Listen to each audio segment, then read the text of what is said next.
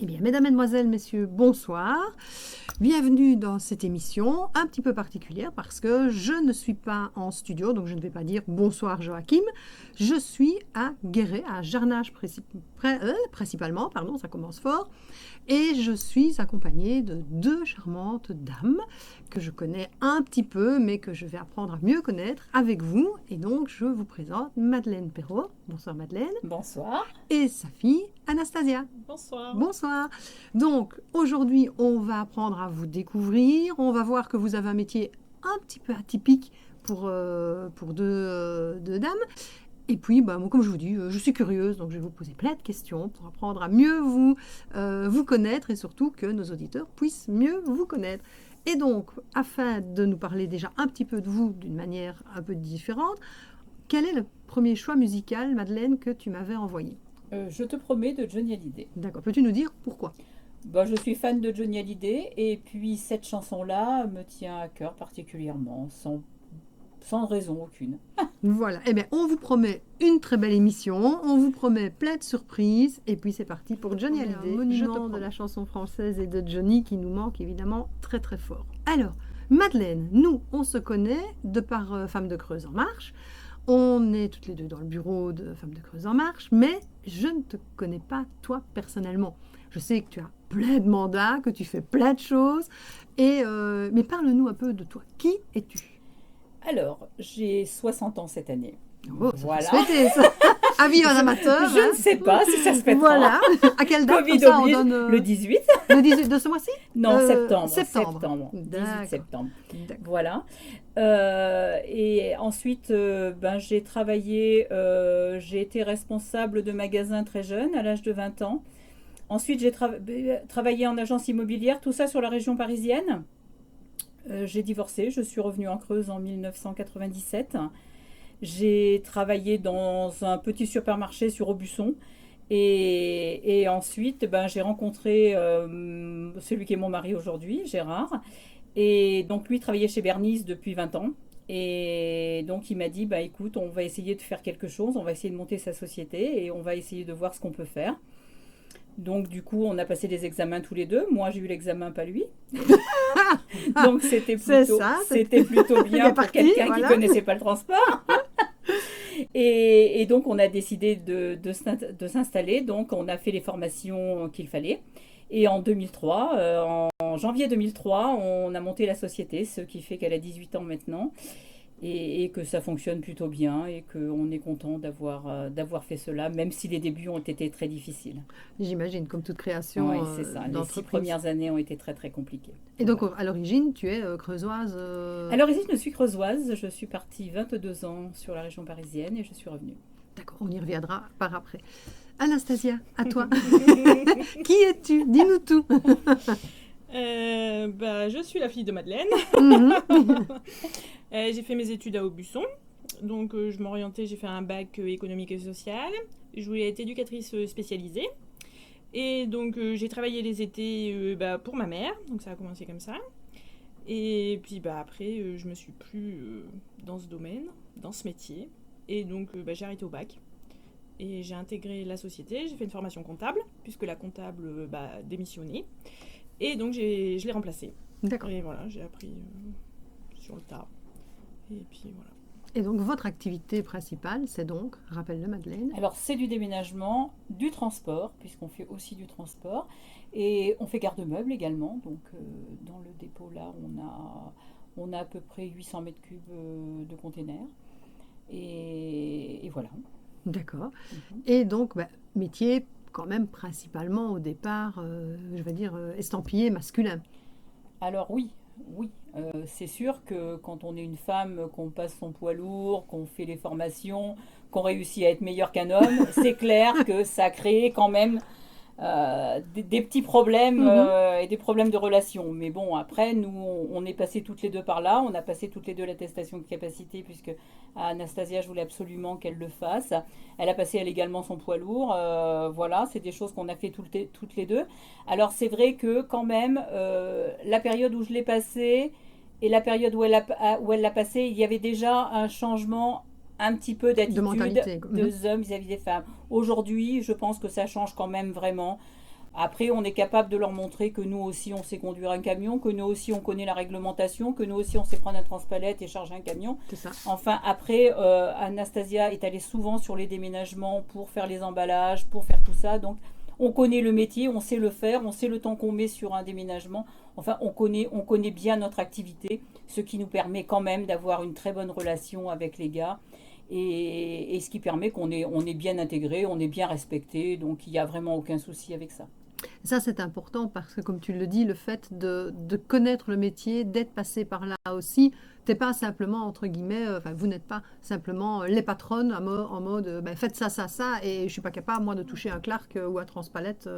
Donc, je connais pas le métier. Donc, ça, c'est super important. Et je pense que c'est ce qui vous donne aussi vos lettres de noblesse par rapport à vos employés. Oui, mais puis ça, moi, je pense que c'est indispensable, même pour un homme d'ailleurs. Hein. C'est indispensable de leur faire savoir que nous, le métier, on le connaît. Ils ont besoin d'un coup de main parce qu'ils déchargent un camion et puis la fermeture est pas très loin. On est capable de les aider. Enfin, voilà, on s'adapte parfaitement, nous aussi, au métier. Par rapport à ce que tu disais, donc 22 ans à Paris, donc tu tenais un commerce, et puis ce retour ici en Creuse. Comment tu as vécu, parce que Paris, la Creuse, pas vraiment le même combat, comment tu as vécu justement cette transition de revenir ici, à tes racines en fait? Quand même assez facilement, parce que je suis partie de la Creuse, j'avais 17 ans, voilà, je voulais aller à Paris, je voulais travailler, je voulais voir autre chose, il n'y avait pas beaucoup de débouchés ici, voilà. Mais je suis revenue assez facilement parce que j'avais mes parents, mes frères étaient là, du coup quand ma vie personnelle a changé, j'ai trouvé que le retour en Creuse s'imposait. Et puis maintenant, c'était pour moi la bonne date, c'était le bon moment. Et voilà, j'ai vécu très très bien. Très très bien. Ok. Et de ton côté, Anastasia, ce côté, je fais un choix d'études et puis au final, je bifurque. J'ai aucun regret. J'aime ce que je fais et je suis bien dans mon métier. Et je suis bien à ma place là. J'ai vraiment aucun regret. Ok. Le fait de travailler en famille, comment vous gérez ça? Comment ça s'est fait calmement, j'imagine, mais comment au quotidien ça? Est-ce que c'est pas, tiens, on parle boulot ici, quand on fait les réunions de famille, on parle boulot, et le boulot est-il présent tout le temps, ou est-ce que vous arrivez à scinder tout ça? Bon, on arrive à scinder tout ça. La semaine, on parle boulot. On est capable aussi de parler problèmes. Souvent, le matin, quand on se retrouve, on parle de la famille, des problèmes qu'il y a pu y avoir la veille ou pendant la nuit. Mais après, c'est boulot toute la journée. Après, on se voit souvent, on déjeune tous ensemble le dimanche. Souvent, le dimanche midi, on se revoit. Donc, autant dire qu'on passe la semaine ensemble. Il y a intérêt à avoir une bonne entente au niveau familial. Hein, donc. et du coup, le dimanche, par contre, voilà, on parle d'autre chose, ça c'est sûr. Voilà. Et toi, comment tu vis le fait je vais dire d'être la fille d'eux au niveau de l'entreprise? Ah bien, vraiment. Bien. Il n'y a pas de... Ah non, non. T'as une super maman aussi, donc fatalement... Oui. Non, puis c'est la patronne, voilà, on a chacune notre place, il n'y a pas de... Ah non, très bien. Ok. J'ai aucun souci. Alors, on est... en fait, vous êtes dans un métier en plus de déménagement, donc vous accompagnez des gens qui changent de vie, qui changent de maison, qui changent parfois complètement de contrée. C'est quoi, vous, votre définition du changement? Comment vous voyez le changement dans votre vie? Alors, pas par un déménagement pour le coup, parce qu'on en fait suffisamment. C'est ça. Mais après le changement, moi j'aurais envie de dire que je suis à 60 ans, j'arrive à la retraite dans pas longtemps. Alors ça sera peut-être ça le changement du coup. Mais voilà, aujourd'hui je pense que jusqu'à ce que je parte à la retraite, donc dans 2-3 ans peut-être, enfin on verra comment on est aussi, hein, parce que c'est toujours pareil aujourd'hui. C'est quand même un gros problème, on ne sait pas ce qui peut nous arriver demain. Mais sinon, non, pour l'instant, j'ai pas de changement, hormis ça, de prévu dans un délai bref. Et comment est-ce que toi, tu vis en général le changement, alors qu'ils soient imposés ou qu'ils soient choisis, hein, que ce soit alors quand c'est un changement imposé, quand ça peut être un changement imposé, je l'accepte beaucoup moins que si c'est un changement choisi. Après le changement, moi j'aime beaucoup. Le changement, moi je trouve que ça nous permet d'avancer. Donc moi le changement ne me dérange pas. D'accord. Et toi, Anastasia? Alors disons que ça me dérangerait un peu plus, mais dans notre métier et vu nos positions, en fait, on a du changement tous les jours et tout le temps, parce qu'on peut rien prévoir au final. Donc on est habitué à ce que ça change tout le temps. Alors il y a des fois ça nous fait pas tellement plaisir, mais voilà, c'est comme ça et du coup on s'habitue au jour le jour parce que on n'a pas le choix, aux places où on est, de toute façon, il y a forcément du changement. Donc, Et j'imagine que vous devez aussi gérer les imprévus, parce que moi, pour avoir fait quelques déménagements, ce genre de truc, on dit oui, ça va rentrer dans ce camion-là, et puis que non, ça ne rentre pas dans ce camion-là, et on fait comment à ce moment-là? On met sur le toit. Comment vous gérez justement au quotidien, toutes les deux, cet imprévu avec les clients, et quelle est la relation que vous avez avec les clients? Alors, les imprévus en déménagement, c'est vrai que ça arrive qu'il y en ait. Souvent, quand on fait les devis, en principe, on n'a pas trop de surprises parce qu'on est venu faire les devis. Oui. Voilà, donc ça, on limite déjà l'imprévu. Après, quand c'est des déménagements sur liste, alors bien sûr, ça nous est arrivé de prendre un camion de 50 mètres cubes et puis qu'il reste 20 mètres cubes sur le bas-côté. Mais on s'arrange toujours pour que, même si c'est en région parisienne, parce que ça nous est arrivé 2-3 fois dernièrement sur la région parisienne, comme on y va extrêmement souvent, on s'arrange toujours pour que le client soit content et qu'on ait pu récupérer le reste de ses mains. Ou pour anticiper, mettre directement un plus gros camion. C'est ça, mais anticiper, il faut le voir. Alors dès l'instant où on ne voit pas, c'est compliqué. Hein. C'est complexe. C'est compliqué. C'est certain. Oui, parce que, je dis pour l'avoir vécu, on a toujours l'impression que ça ne prend pas de place. Et puis quand il faut commencer à jouer à Tetris dans un camion pour faire caser et tout, c'est pas évident. Et plus le stress que les personnes vivent la plupart du temps, parce qu'un déménagement, même s'il est voulu, c'est quand même stressant. Donc j'imagine qu'il y a quand même une partie de social dans votre métier. Bien sûr, tout à fait. Mais en principe, ça se passe bien. Hein. Oui. Oui, on est des personnes assez près des gens. Assez avenant, je dirais. Assez près des gens. C'est ça. Oui. Anastasia, à ton niveau, quelle serait la plus grosse difficulté que tu rencontres dans ton métier ou dans la vie de tous les jours ici dans l'entreprise? Très bonne question. Hein. Ah oui, je dirais... Merci. Non, c'est pas maman qui souffle, pas du tout. Non, mais c'est vrai que c'est peut-être le moins facile, c'est la gestion des enfants. Parce qu'en plus, du coup, donc j'en ai 3 à moi, plus mon petit neveu que j'élève en plus, donc ça m'en fait 4. C'est déjà pas mal. Et j'ai 4 endroits différents pour la dépose du matin et pour récupérer le soir. Et donc c'est vrai qu'avec le travail, je dirais que c'est peut-être le plus difficile. Alors quand tout roule, ça va. C'est dès qu'il y en a un qui est malade. Là, on commence les galères et que tout le monde connaît d'ailleurs.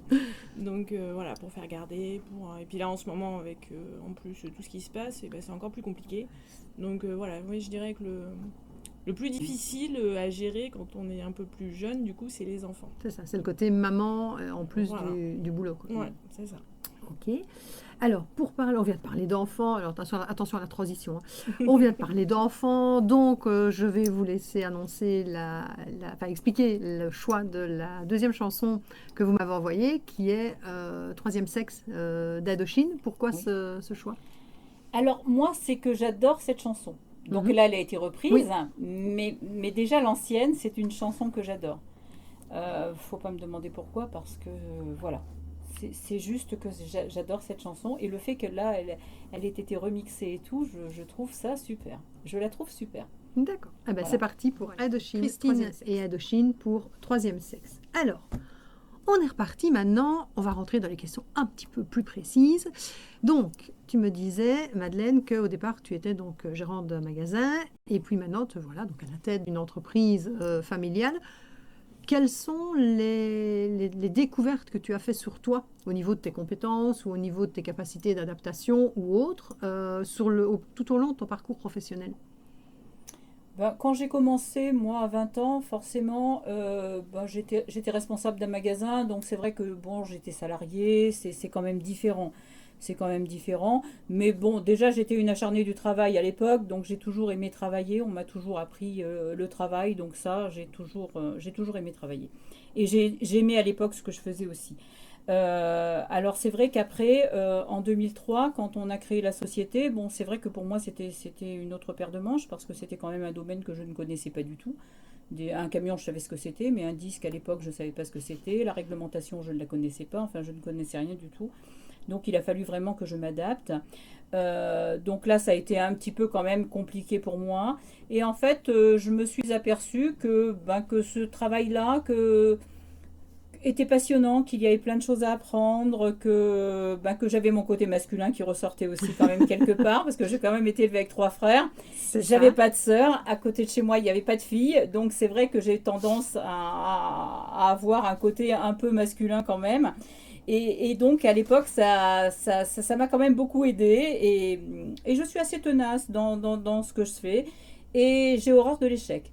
Donc, au début, ma société, l'expert comptable m'avait dit, écoutez, là, il va falloir vous mettre en redressement parce que vous n'allez pas pouvoir y arriver. Donc, je me disais que si je me mettais en redressement judiciaire, ma société, j'arrêterais. Donc, je ne me suis pas mis en redressement. Je n'ai pas écouté l'expert comptable. J'ai continué. J'ai travaillé même le dimanche avec mon mari. On avait un salarié à l'époque, mais on s'en est sorti. On a réussi à s'en sortir. Donc, je me dis que je suis tenace et puis c'est très bien. Puis, je crois qu'il faut croire en ce qu'on fait. Tout à fait. Et comme tu dis, parfois, les conseillers ne sont pas les payeurs. Alors, c'est vrai que de la part d'un comptable, on aurait tendance à écouter ce qu'il nous dit, mais il y a aussi la passion qui est derrière et la manière qu'on a de pouvoir aller au bout des choses et de le prendre peut-être aussi comme un défi. En mode, j'avais pas envie de passer par la partie redressement. C'est ça, et puis sa fierté en prend un coup quand même. Enfin, on a un minimum de fierté. Moi, si c'était hors de question que... Parce qu'il nous est arrivé tout plein de choses. Quand on regarde en 18 ans, il nous est arrivé combien de fois se dire, ça y est, oh là là, ça va tout va exploser, tout va... Et puis se dire, le lendemain matin, non, on retrousse les manches et puis on y va. Et ça nous est arrivé encore il n'y a pas très longtemps. Et on se dit, on se retrousse les manches et on repart et on y va. Et puis on y arrive, on y arrive. Moi, je crois qu'il faut croire en ce qu'on fait. C'est très bien. Anastasia, de ton côté, depuis que tu travailles ici, qu'est-ce que tu as découvert sur toi? Peut-être des points que tu ne connaissais pas ou que tu n'imaginais pas? Oui, forcément. Déjà, la patience. Il faut être patient. Parfois, c'est compliqué quand même. Après, c'est pareil, la persévérance. J'ai horreur de l'échec aussi, donc forcément, il faut toujours bondir. Tu pourrais considérer que tu as grandi d'une certaine manière. On en apprend tous les jours. Je peux pas dire que même là, je sais tout dire, tout faire et je peux tout leur dire, tout leur apprendre, parce que de toute façon, même moi, j'en apprends tous les jours. Chaque déménagement est différent, chaque transport est différent, chaque personne est différente. Donc, on en apprend tous les jours. C'est ce qui est passionnant aussi, c'est que on fait jamais la même chose.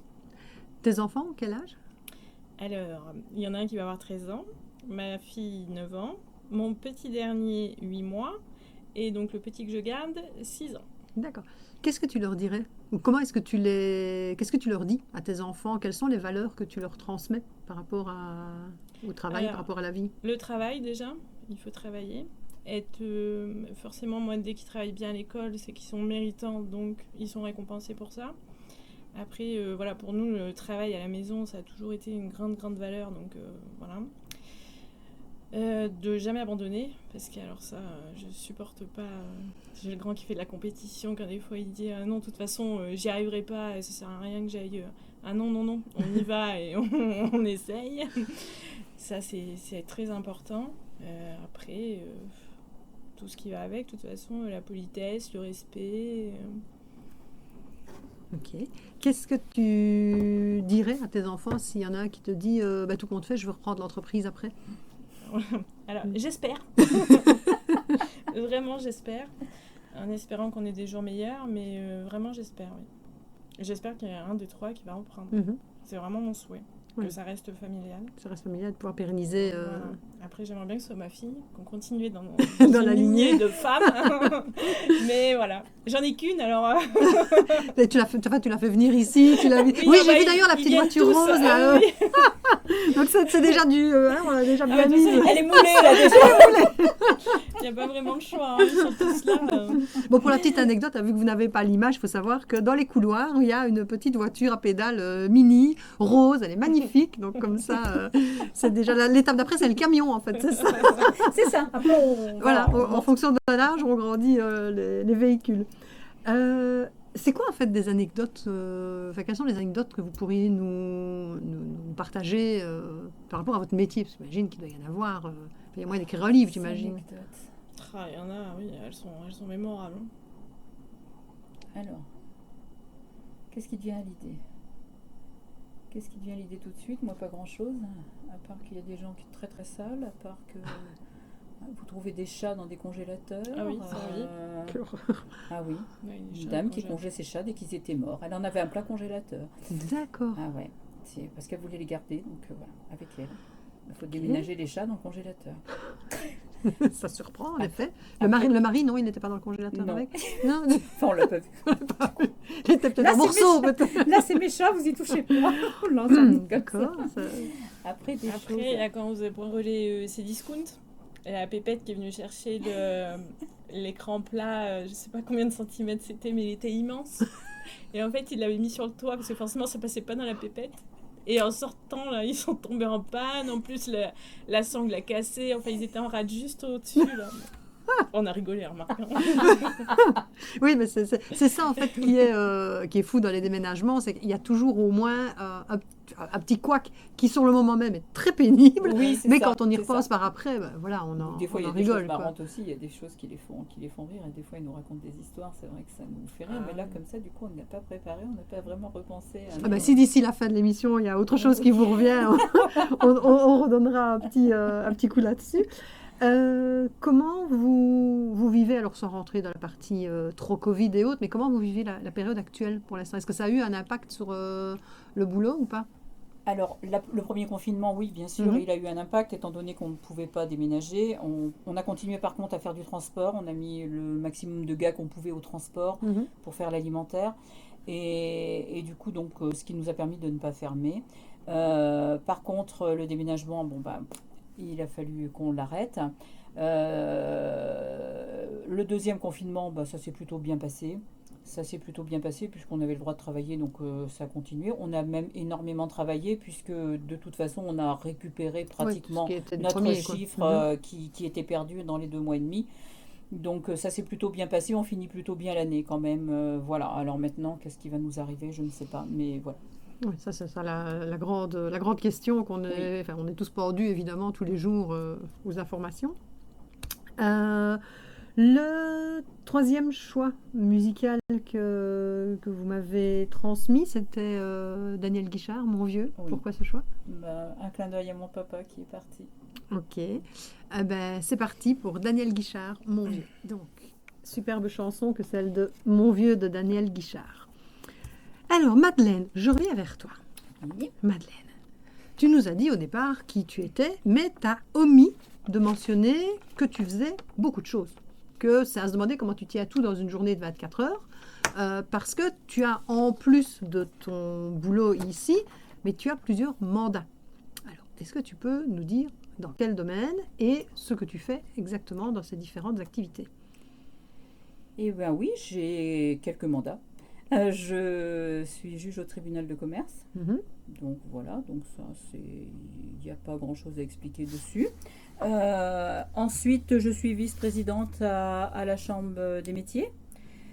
Donc, et ben là, on a différentes commissions, on fait différentes choses pour nos ressortissants creusois.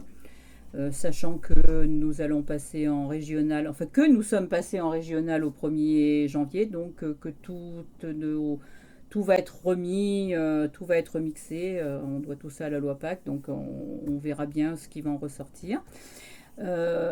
Ensuite, je suis vice-présidente à la CPME, donc avec Chantal Sergent et Philippe Nicard. Et ensuite, je suis élue aussi à la région. Donc, on allait régulièrement à la région pour des réunions, pour des commissions. Et actuellement, bien sûr, Covid oblige, tout est en visioconférence. Et tu fais partie également de Femmes de Creuse en Marche. Et en même temps que la CPME, bien sûr, je fais partie de Femmes de Creuse en Marche, bien sûr. Et ça, je ne peux pas l'oublier, forcément. Et donc, pourquoi, en fait, qu'est-ce que tu trouves dans ces mandats? Qu'est-ce qui t'anime au fait de pouvoir travailler avec ces différents organismes qui sont d'une certaine manière différents, mais qui tournent quand même tous autour de l'entrepreneuriat et autour du travail, en fait? C'est ça tourne tous tournent autour de l'entrepreneuriat et des entreprises. Moi, ce que j'aime, au départ, on est quand même venu me chercher parce qu'il y a pas beaucoup de gens qui se mobilisent pour tout ça, qui ne trouvent pas de temps, qui ne prennent pas de temps. Et donc, on a tendance, bien sûr, à venir nous chercher. Ensuite, moi, j'ai accepté parce que ça me faisait voir autre chose, connaître d'autres personnes. Et comme j'aime voir les gens, j'aime les gens, et ben, je me suis lancée là et je regrette pas du tout. Pas du tout. De toute façon, j'essaierai de renouveler les mandats pour lesquels j'ai été élue. Et est-ce que, de par ces mandats-là, tu as découvert d'autres facettes de ta personnalité où tu peux t'exprimer peut-être différemment de ce que tu fais dans ta vie professionnelle? Ah oui, c'est quand même différent, puisqu'on voit toutes sortes d'entreprises, toutes sortes de personnes, différents problèmes, différents projets. Donc oui, c'est vraiment des choses différentes. Et c'est vraiment très intéressant, parce que bien sûr, il y a des choses que je ne connaissais pas, que je connais maintenant, et je pense que ça nous apporte beaucoup. Je suis très contente de le faire. Alors, Anastasia, à nous. Et toi, quels sont tes mandats? Non. Et pourquoi pas de mandat? Pas le temps. Pas le temps? Et pas l'envie pour le moment. Donc, non, non. J'ai pas le temps. Moi, j'ai un mari qui part toute la semaine, donc je suis toute seule la semaine. Et puis, comme je disais, entre les enfants et l'entreprise, c'est suffisant.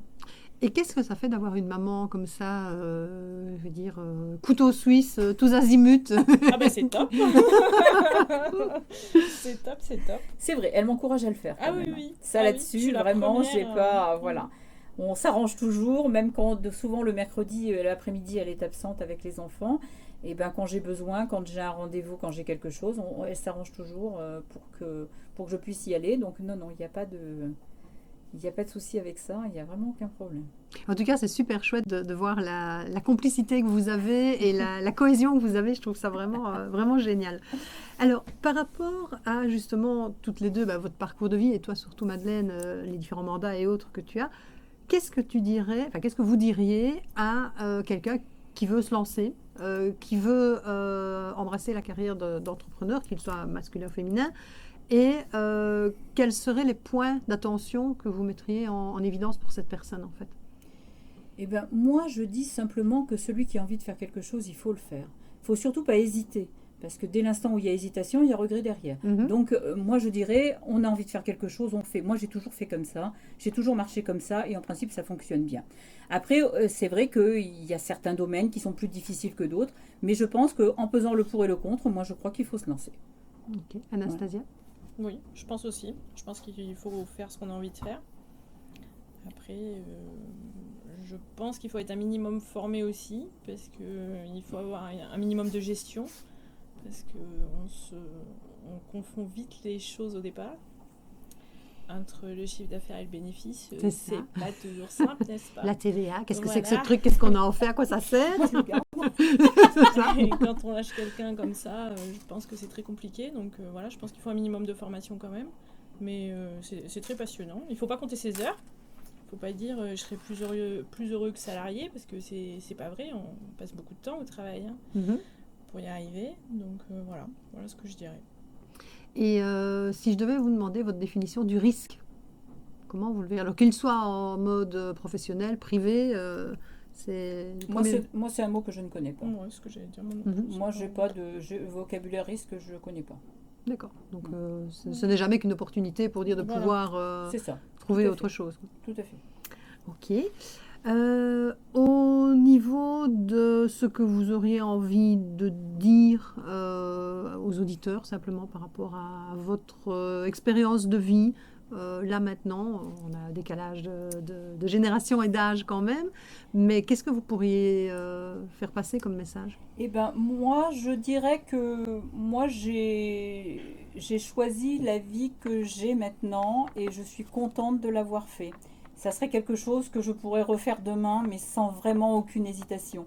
Malgré tout ce qui a pu se passer, vraiment, je suis contente qu'on soit arrivé à faire une entreprise qu'on a créée, quelque chose d'aussi important aujourd'hui. Vraiment, je suis fière de ça. Et tu peux, ça c'est certain. Anastasia, ton niveau?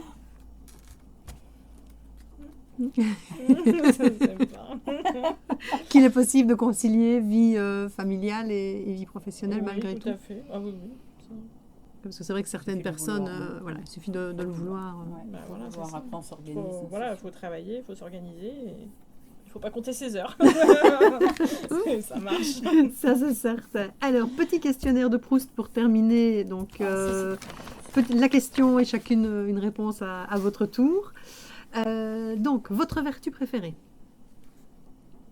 Le courage. La ténacité, Les qualités que vous préférez chez les autres? l'honnêteté, L'humour, le respect et la sincérité. Votre principal trait de caractère? t'es-tu? Persévérante. C'est la même, hein. C'est juste dit autrement. Hein. C'est ça. Ce que vous appréciez chez vos amis? La sincérité. Je dirais la même chose. C'est quelque chose qui est important. Votre occupation préférée? Ah, le jardinage. Moi. Mes enfants. Votre rêve de bonheur? Bah moi j'ai tout ce qu'il me faut, donc j'aspire pas à mieux, ça me va bien. Bah, moi, ce que je vis aujourd'hui, c'est bien aussi. Moi, je pense que je suis quelqu'un d'heureux aujourd'hui. Ok. Quel serait le plus grand malheur? De perdre un de mes enfants. La même chose. Ce que vous voudriez être? Rien de plus. Bon, on est bien comme ça. Ça, c'est clair. C'est pas toi qui vas dire contre. Pas du tout. Être soi, c'est déjà pas mal. Hein. Votre couleur préférée? Le vert. Beige. L'animal préféré? T'en as plusieurs, toi. Vos animaux préférés? Moi, mon chien. Mhm. Bon, mes chiens aussi. D'accord. Le héros ou l'héroïne de fiction? Alors j'ai horreur de la fiction. Bah, moi, c'est exactement Ça a été pareil. la question, C'est pas... Parce que sinon, après 1 euro, moi, je prends Pikachu. C'est bien, Pikachu. Ah oui, mais alors fiction, ça peut être BD, film, n'importe Moi, quoi. Pikachu, je trouve ça trop mignon. Je trouve que ça te va super bien. En plus. Moi je vais prendre Mickey. Hein. Mickey. D'accord. Le héros ou l'héroïne de la vie réelle? Bah moi ma mère. Et moi, ma fille. Ah ben voilà. Le don de la nature que vous voudriez avoir? Moi ça serait le pouvoir de guérison. Oh, moi, je les ai tous. Non, je rigole. Ah, et pourquoi pas. Et votre devise ou mantra préféré qui vous fait avancer? Alors nous ce qu'on dit tout le temps c'est la nuit porte conseil. Et ben moi, je dirais que pour être irremplaçable, il faut être différent. Joli. Parfait. Eh bien, merci beaucoup à toutes les deux. C'était vraiment super intéressant de vous rencontrer sous un autre angle. Alors maintenant, je sais que bah, voilà, j'ai ton surnom, hein, Pikachu. C'est bon, je te rebaptise. En plus, c'était tout en jaune aujourd'hui, donc tu aurais voulu Et le ben faire voilà. exprès. Voilà. Et alors, petite dernière question, celle-là, elle n'était pas prévue. C'est comment vous pourriez résumer en 3 mots chacune, ce que vous venez de vivre ici, comment vous avez vécu l'émission et comment vous avez vécu cet entretien. Alors là, très agréable pour moi. Vraiment très décontracté, nickel. Merci. Parfait. Ah oui moi aussi parce que j'ai horreur de ça, il faut le savoir. C'est la première fois. C'est la première. Yes. Je déteste ça, mais oui, très agréable et sympathique. Ah ben, en tout cas, c'était vraiment un plaisir. Je vous souhaite une très très bonne fin de journée. Et donc, on termine sur le dernier choix musical qui était donc à nos souvenirs des 3 cafés gourmands. Pourquoi ce choix? Ben, disons que la Corrèze, c'est presque la Creuse. Oui. Hein. Donc on va dire ça. Ok, donc le Limousin en force. C'est ça. Merci beaucoup en tout cas et à la semaine prochaine. Au revoir. Merci Laurence. Au revoir.